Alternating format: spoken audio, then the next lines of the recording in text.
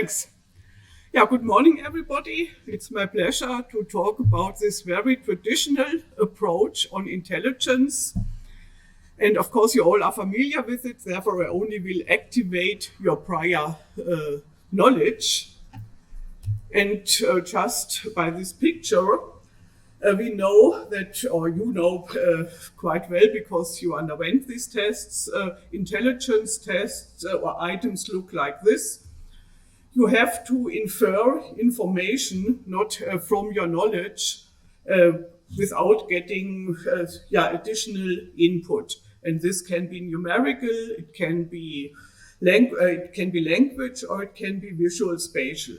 And if we present such tests with a lot of items to people, just randomly selected people, we end up with this normal distribution. And we know that about 70% of the people are just very average in intelligence. Very few, like you, are scoring very high. And a lot of people who do well in their profession, they score about 1 standard deviation above. We already heard a little bit about the history of the intelligence. Alfred Binet was mentioned. And the first idea of the first goal of intelligence tests was to find out who will excel in school and who will have particularly difficulties. When there was a general duty of going to school, it's not too long ago, about 200 years, then teachers recognized there were a lot of children who came from illiterate parents who did very well in learning to read and write. And there were probably other children who came from noble families or what who did worse. Therefore, it was clear there must be individual differences in the way you learn, you process information, and so on. And it was already said that after the first steps of intelligence tests, they became quite popular in the 1940s, so on, particularly in the UK and the US, to select for educational trajectories. In the UK, one still had this tripartite educational system. We in Central Europe still have. And the question was who should go to the academic track, who should remain in or go to the vocational track, and so on. And because Latin or other quite strange things had to be learned in the secondary higher schools, one couldn't just take prior knowledge. One really had to develop tests that could predict things like cognitive flexibility. And the college admission tests in the US, they were based on the idea of intelligence. And the intelligence tests were always validated against school achievement. So educational psychology and intelligence research was very close. In the past years, they became a little bit like estranged siblings for different reasons I will not focus on. But intelligence research was really a very solid part of psychology from the very beginning. And of course, there's always the definition of intelligence. And it's not just this simple and not very useful definition that intelligence is what intelligence measure. This has never been a claim in psychology. It was only a very short citation, which was just taken from the context. But of course, everybody asks, what is intelligence? And we can't come up with a definition like we have in physics or other exact sciences. So one had to write a little bit more extensive about it.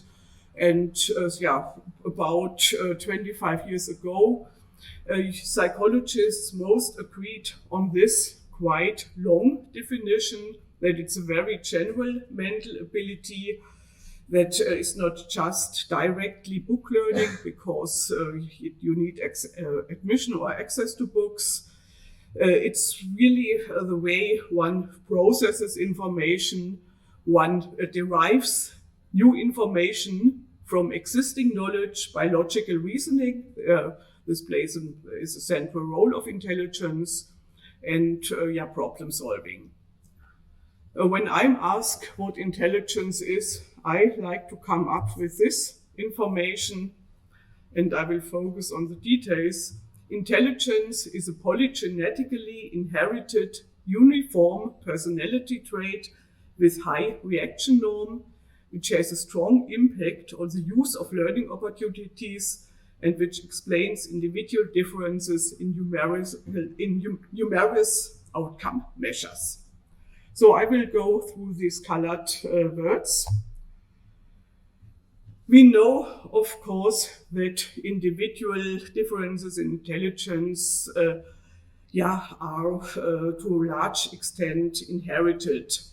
That means they have a genetic basis you can't just change. That means you cannot form the intelligence of a person just by giving him or her very good opportunities. It still will depend on his or her genes. And we know, of course, at the same time that individual differences in intelligence are based on a large number of DNA variants across the genome. And it depends on the gene lottery during the conception whether a person has the chance to become very intelligent or not. And we also know that there are quite large differences between siblings who grew up in the same or similar environment, but they nonetheless can differ quite a lot in their intelligence, which really shows that the impact of environment is restricted, but of course there is a big impact. Well, the next, high correlations between uniform personality trait. We have the factor G because we always find that different intelligence items, that they show very high correlations. No matter whether you use numerical or verbal or visual spatial items, you always find very high correlation. And this led to the conclusion that there must be a factor G, a general intelligence, that affects a lot of different activities and has a big impact on the outcome. So high reaction norm, this means that of course genes play a big role, genetic differences, but that in order to get to allow the genes to express their potential, we need an environment. So a person with wonderful genetic preconditions for high intelligence, but who wouldn't get the opportunity to read and to write and to learn about mathematics, she or he could never develop a very high IQ, no matter how the genes are. You need an environment to express the genes. This is the impact of the environment. The use of learning opportunities. We generate new knowledge, if we are intelligent, we generate new knowledge through logical reasoning. And therefore, mathematics, for instance, shows quite high correlations, or mathematical achievement shows quite high correlations with intelligence, because mathematics, like word problem solving or other problems, they just require not to look for new input from the environment, but to really use your existing knowledge to infer new knowledge elements. And IQ scores reveal strong correlations with academic achievement, not perfect, there are good reasons for this, and beyond. So this is just how I would say that we could summarize the insights on intelligence research in one sentence. But I now will go a little bit more into details. Again, this polygenetically inherited. So as I said, from twin research, from the comparison of fraternal and identical twins, we know that genes must play a big role because identical twins are almost identical in intelligence, while fraternal twins who have had almost the same environmental conditions, they can differ to the same extent as normal siblings can differ. But what does this mean? So can we sooner or later read the intelligence, or at least the potential a person has from his or her genes, from the DNA, I doubt it. Because the twin research does tell us there is a big impact of genes, but of course the twin research didn't tell us where the genes or the gene variations important for intelligence are located on our 46 chromosomes. Of course, now you see there are new methods. This genome-wide association tests allow to find out more about the loci of the genetic loci for some outcomes. And I like to compare intelligence to hate, to the body size we can reach. We know that body differences in height, differences in body size depends on genetic input, but at the same time also on environmental input, most times on the nutrition we had during adolescence and childhood. So the differences in height I find in this audience, I think they can almost be traced back to 100% to genetic differences, because I expect that most of us had very good nutrition conditions. We got enough food, we got high quality food. So most of us had the chance to reach up with a body size our genes determined. If we go to a poor country where not all people and not children get enough food, we can say whether the differences we find in these environments are traced back to genetic differences or differences in environmental condition, in this case, food supply. Therefore, it's interesting to compare what we learn about the genetic sources of height differences compared to the genetic sources of differences in intelligence. There was a very famous article where it could be shown by these genome-wide association tests, where you have millions of data from the DNA, and you have some information about personality characteristics.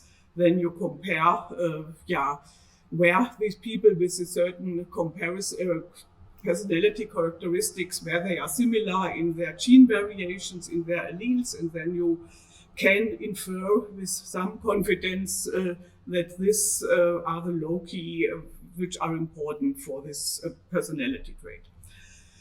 Currently, we found that about 4 to 10% of the variance in intelligence can be traced back to certain genetic loci. So we know about 80% of the differences are traced back to gene variations, but we only know about 4 to 10% of where these gene variations are located.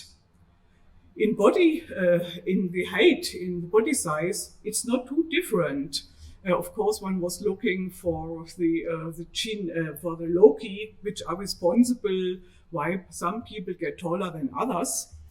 And since 2010, we found that the proportion of identified gene loci increased just from 20 to 24%. So it remains very difficult when it comes to a very complex characteristic, to a very complex feature, to really find which gene variations are exactly responsible for it. And given that body size, that it is less complex than intelligence, and that you nonetheless make so few progress, I am not very optimistic that we can infer our intelligence or the intelligence of newborns sooner or later from a DNA test. So the next is uniform personality trait. What is behind G, the so-called positive manifold we have to think about because, or we have to take seriously, because we find always these high correlations between items that differ in their superficial structure. So I very much like this model when it comes to the complexity of cognitive processes. I like it because I developed it and I published it in Nature, in a Nature-like journal. And it's a question: what happens from the input of information to cognitive processes and observable behavior. In my lecture on human learning, it takes me a whole semester to clarify each of these points, and of course I don't have the time here. Therefore, I only focus on one aspect, and that's working memory.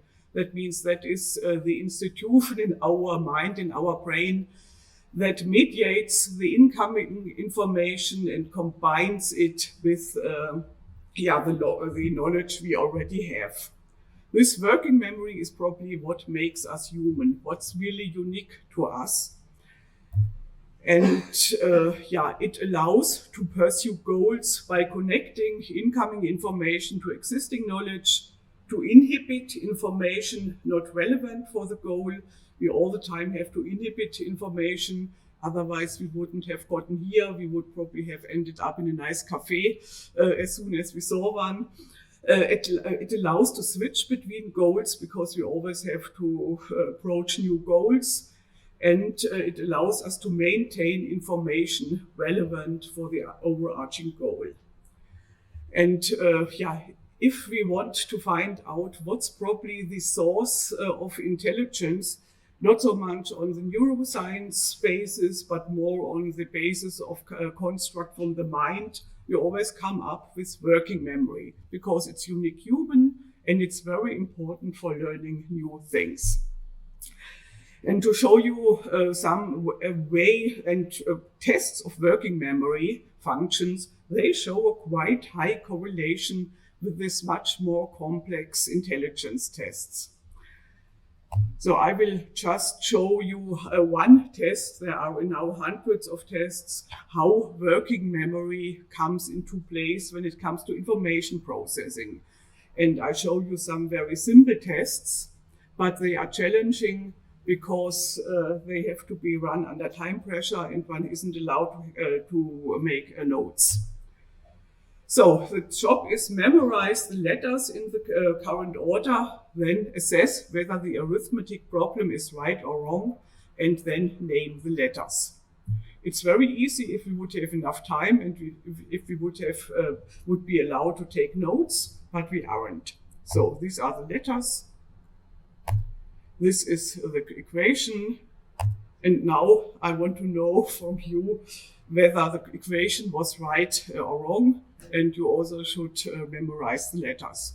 It wasn't probably so difficult in these items because we only had 4 letters and a quite easy equation. But as you can think, we can make this problem very complicated. One more, then this, and then again. So there are wonderful working memory tests, and in one dissertation, which is almost ready in my group, a mathematician tests whether beyond intelligence, working memory functions contribute to being very good in mathematics. Because as you can think, for mathematics, it's very important to make sense of symbols, but inhibit not necessary information. Whether a number is written in blue or red doesn't matter. You immediately have to suppress this information. I don't have the results now, but they are the first are quite promising. So in another dissertation, we wanted to find out whether ETH students in mathematics and in engineering, quite bright people, whether they still whether working memory differences still matter. We wanted to find out whether those who were quite good in the first year exam, are there ETH students here? Okay. Did some of you participate in this study? I don't know. It was run in 2017. So we wanted to find out whether value or Whether you are not so good or good in this Basisprüfung, in the first year exam, still depends on your working memory functions beyond intelligence. And we found evidence. The paper was just accepted some weeks ago. So it's again an evidence that if we want to find out where do we find intelligence or factor G in the mind, we would say working memory. And working memory and brain functions are quite close together. So this is a way to come a little bit closer to the question where intelligence is. Of course, then the next question is, you can easily train this kind of problems I presented to you. Could we become more intelligent by training this kind of problems? And there's a lot of evidence that we become better in all kinds of problems we train. But the question is, do they lose validity, or do we really become more intelligent? And there are hundreds of studies now which show that we can train these problems, and sometimes they are a little bit related to some tests which are quite similar, but people do not become more intelligent by this training this kind of problems.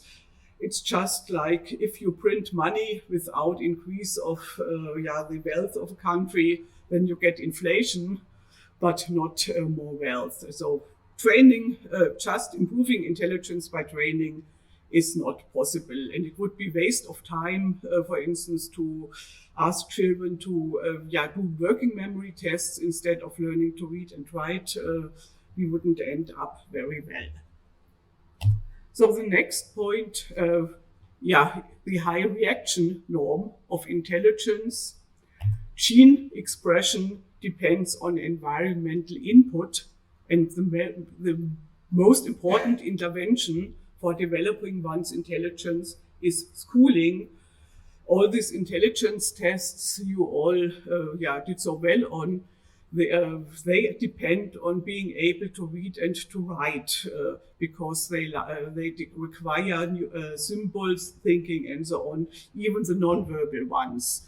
And we know that the stability of intelligence increases as soon as children enter school.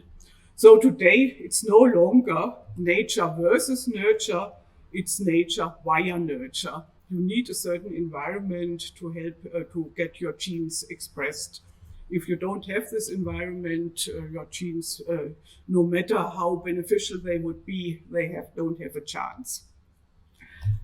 A very famous educational psychologist, he already had said about a long time ago, I think it was 1987, psychology now recognizes intelligence as education's most important product, as well as its most important raw material.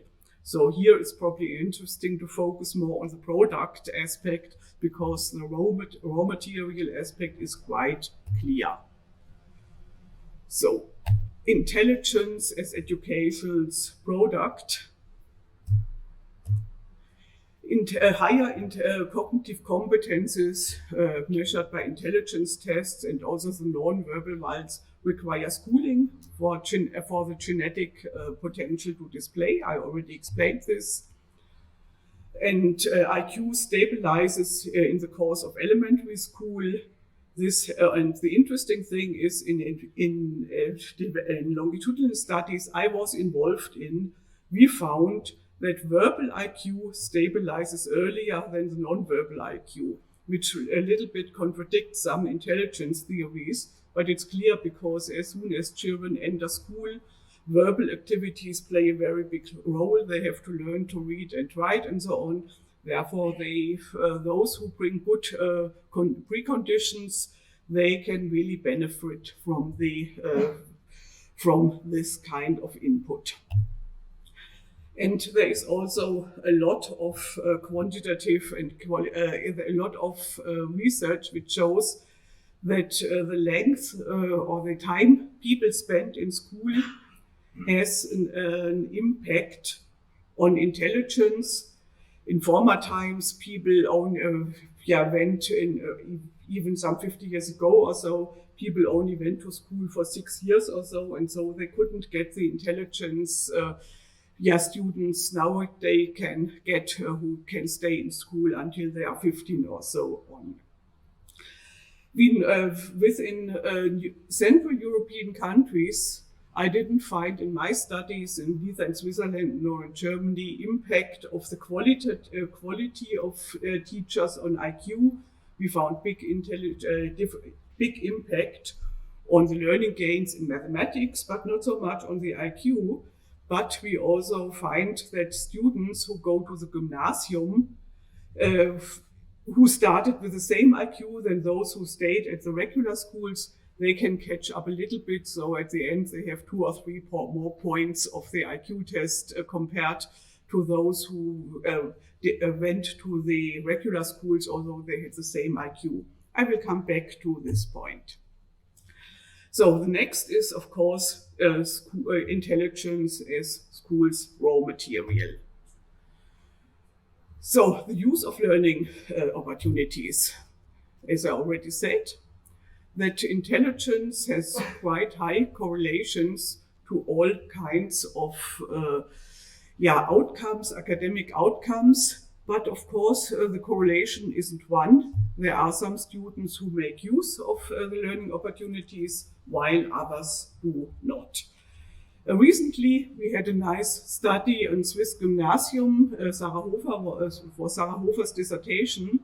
We wanted to find out why physics still remains such a difficult subject, why a lot of otherwise intelligent students don't gain from physics. You find a lot of underachievers in physics classes, even at the gymnasium. That means high IQ students who didn't have the opportunity or who were good in all schools, almost all school subjects, but not in physics. I don't go into details, but we compared regular teaching, which is very much focused on quantitative modeling.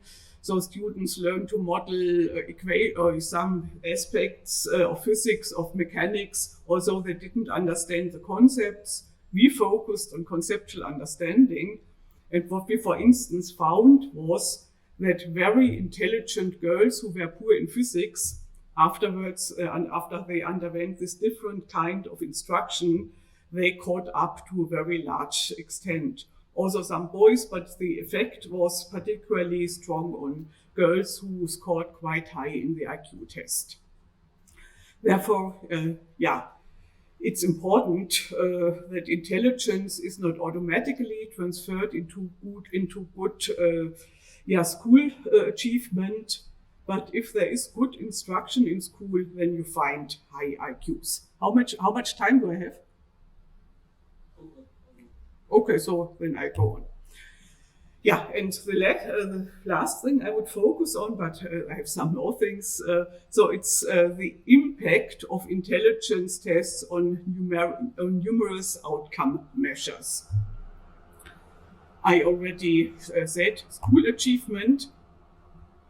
So we find that intelligence shows quite high correlations with school achievement, also not perfect. This correlation is around 0.50. But another study which became very famous, the Lothian birth cohort study run in Scotland, they showed that intelligence in the long run also has an impact on how one can deal with the odds of life. I don't know who is familiar with this study. It was an interesting thing because I said in the UK, IQ tests were quite common in the 1930s and 1940s, and data protection was a big thing then. Therefore, there were some IQ tests with names and so on in the cellar of a psychological institute. And some decades later, somebody discovered these IQ tests, and he thought it would make sense to reactivate all these people. And because in this Scottish area, most people stayed where they were born, so it was quite easy to find out the addresses and so on. And it was mainly Ian Deary, who, and his group, of course, it was then a big research project. He wanted to find out first how stable is the IQ, because it was one of the few opportunities to see how stable is the IQ taken at the age of 15 and then about 50 years later. And it was incredible. One found correlations of 0.80 upwards. So there is IQ is a very stable construct. And then he started to ask these people all kinds of questions, of course, their professions, how they dealt with problems. And what they really found that even how old people became was a little bit related to the IQ, even if one took out by statistical methods all things like cancer and so on. So he came to the conclusion that intelligence must be a very stable and very important power of life. He even found that people who were more intelligent, of course, they weren't protected from being divorced and all these things, but nonetheless, they could deal much better with these odds than those who were less intelligent. So this was, again, an evidence that this crazy intelligence tests really predict to a certain extent, of course, not perfectly, how well you deal with all kinds of problems in life. So this is just a summary. When it comes to school achievement, as I said already, we find correlations. The mean is 0.50. In some tests, one even finds 0.77, but we also found sometimes a correlation of 0 between intelligence and learning outcome. And this is because sometimes schooling or university curricula are not really tailored to intelligent people. So they probably are bored, like these intelligent girls who were supposed to deal with physics concepts in a numerical sense without really understanding them. So probably they didn't think that it's worth to invest time. So they took the risk of just getting not such a good grade. So therefore, being intelligent increases, of course, the likelihood of being good at school, but we have a lot of underachievers, and we also have what we call overachievers. That means less intelligent students who do quite well. This is a nice thing if the tests are valid, but of course, if school achievement is only measured in memorizing and so on, then you just find that the wrong people get good grades. This is still a challenge we have to focus on. We also find, of course, that higher correlations we find for achievement tests than for grades, which also makes a lot of sense. And we also find that it's higher for mathematics than for other subjects, because mathematics is a good indicator of intelligence, but only if you got the opportunity to learn in mathematics. So I still have time, or? Yeah. Okay, I don't have to care. So there is probably also familiar with a very famous study run in the US, the study of the mathematically precocious youth. So they didn't consider the best 2%, they considered the best 1 of 10,000. So sorry, but most of you wouldn't have been considered in this study in all the US. And they wanted to find out how develop these people over time. They are now about 55 or 60 or so. They followed up their career and they wanted to find out whether differences in test achievement in this very, very, very selective sample still makes a difference. They found that it makes. So if we just have the upper, not 1%, but 1 of 10,000, you still find that those who score at the very, very top, they did better in life. Of course, most of them had good careers in science or in industry. They did even better than the lowest part. So it seems to be very specific how intelligent one is at this upper level. There was long this idea of threshold intelligence. That means you have to meet a certain degree of, you have to come up with a certain test achievement. But beyond this, intelligence differences don't matter. This is not the case. I will show other studies which show the same. By the way, a lot of this now Silicon Valley persons, they were in this sample. They've allowed the researchers to make it public. There were quite big gender differences in the careers these people followed. For instance, also Lady Gaga was in this sample. She still made a very different career compared to Bezos and so on. But it's interesting that a lot of these people became very successful. They're probably not always in the way we like it, but they did quite well.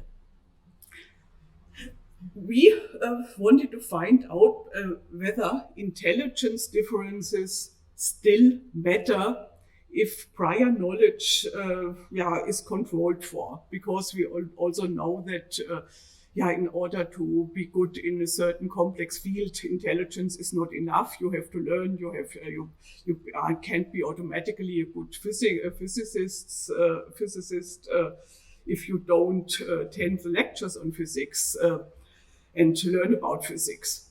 We took an area which has been very often taken in psychology. It's a kind of Drosophila of psychology. That's chess. We wanted to find out whether people who excel in chess, and it's quite easy to find out how good these people are because there is this Elo score. We wanted to find out whether differences in intelligence still matter for the trajectories of learning. So we could compare people who pursued chess with similar IQs, but similar success at the beginning or similar Elo scores. And we found after about 20 years, it made a little bit of difference whether they were more or less intelligent, although their practice frequency was the same. So intelligence matters.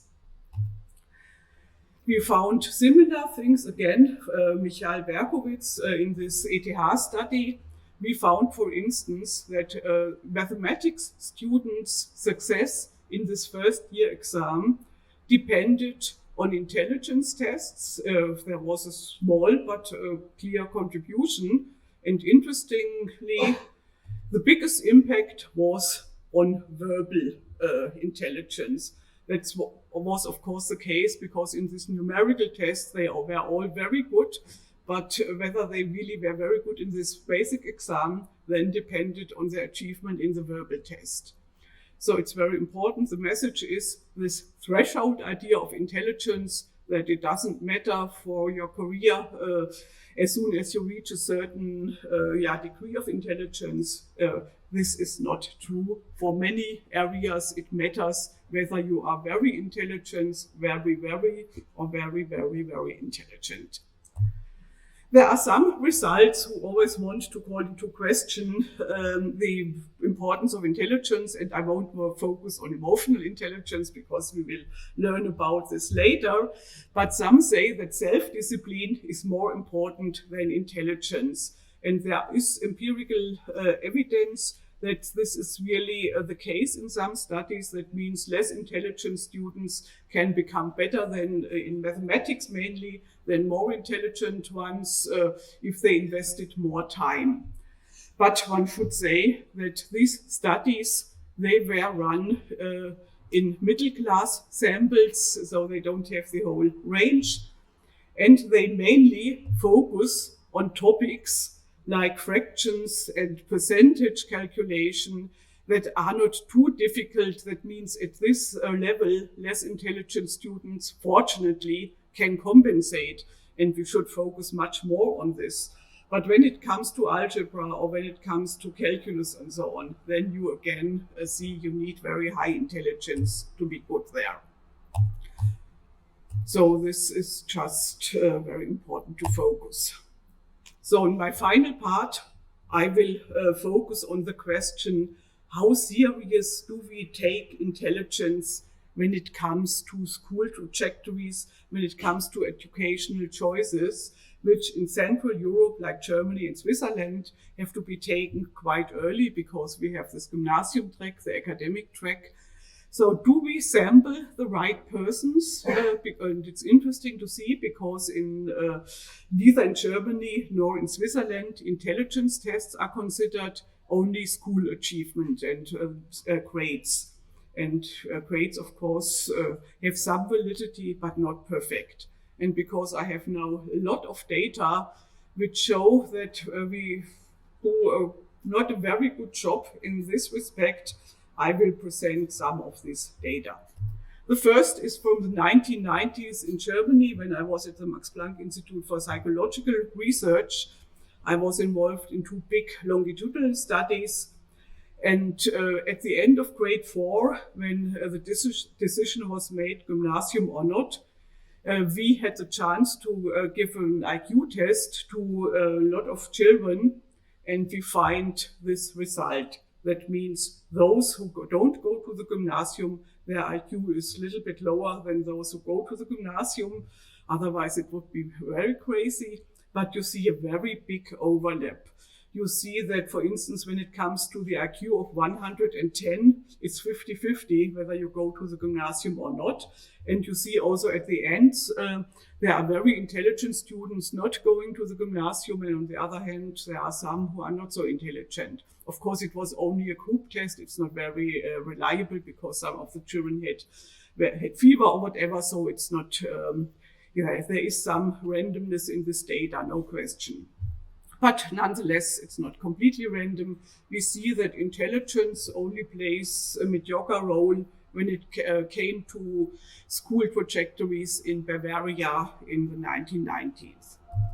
So 20 years later, I had the chance with colleagues from Bochum to find out whether, at least when it comes to the upper quarter or the upper fifth, whether there the assignment to the gymnasium is more valid. So I just was interested in the question. And of course, I should come back. In this Munich study, we didn't have data on social background. At this time, it was almost impossible to gain it. So we don't know whether those who are not so intelligent, but nonetheless went to the gymnasium, came from higher social background. We only can assume it, and there is good reason to assume it, but we don't know it. But 20 years later, there was a big study running run by colleagues in Bochum. It was more on learning to read and to write, but they also had an IQ measure. It was the ECLO study on literacy. And I wanted to find out whether students who score one standard deviation above the mean, or more, whether they at least have a very good chance to go to the gymnasium, no matter what their social background is. And these are the colleagues who did it for me. So these are the results. We see that with a high social background, but an IQ lower than 100, you still had a chance to go to the gymnasium of 0.50.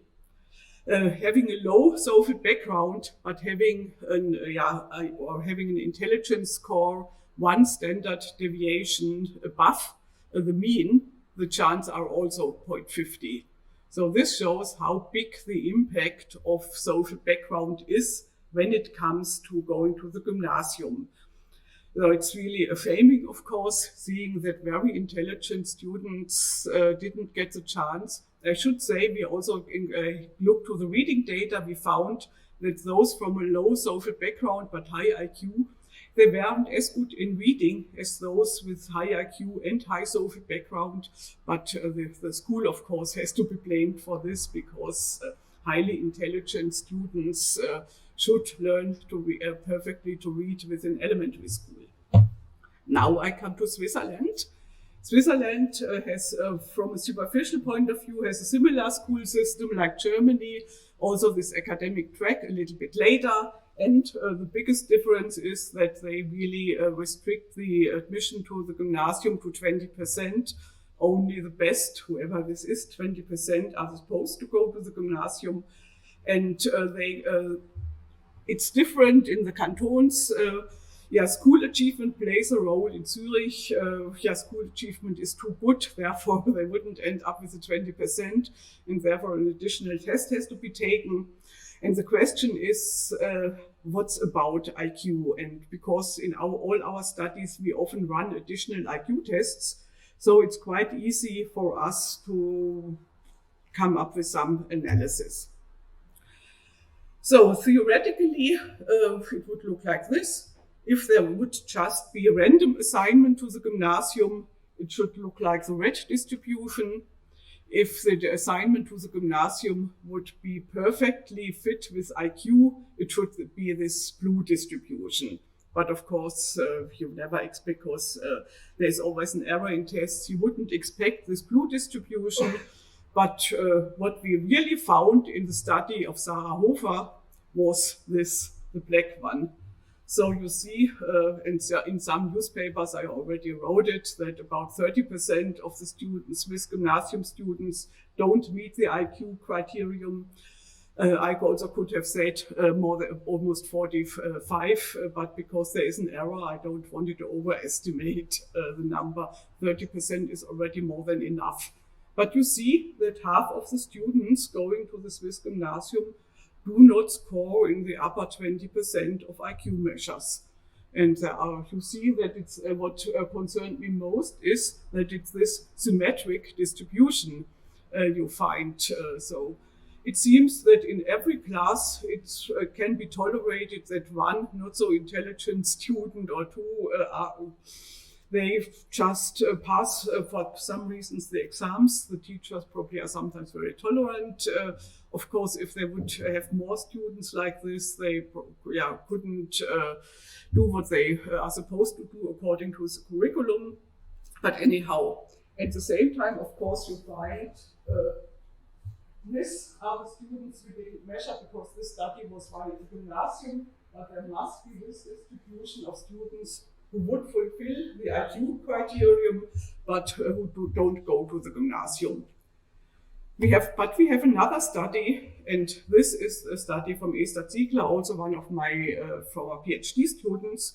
She had the opportunity, and it was in a quite wealthy neighborhood, to present some IQ tests before the children went to the gymnasium. So we also had those who didn't go to the gymnasium.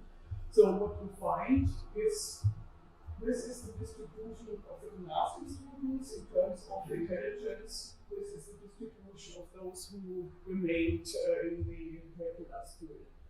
And you still see that there is quite a symmetric distribution. There are a lot of not so intelligent students assigned to the gymnasium, and you find at the top there are a lot of students who should go to the gymnasium according to their IQ measures, but they don't.